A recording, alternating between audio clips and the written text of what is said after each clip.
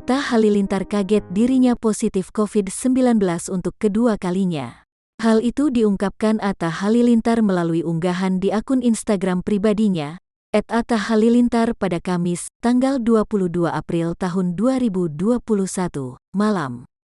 Dalam postingannya, Atta membagikan foto dirinya tengah terbaring di kasur dengan mata yang terlihat lesu. Sementara itu, ada 3 petugas kesehatan yang tengah menanganinya. Atta pun sempat mengaku kaget lantaran kembali dinyatakan positif COVID-19.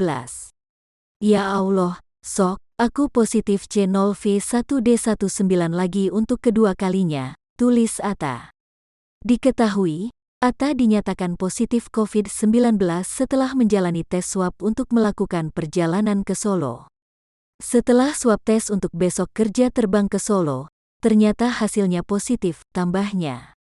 Meski dirinya dinyatakan positif COVID-19, Atta justru khawatir dengan keadaan sang istri, Aurel Hermansyah. Pasalnya Atta dan Aurel selalu bersama ketika melakukan kegiatan. Termasuk, baru-baru ini keduanya baru saja kembali dari perjalanan bulan madu di Bali.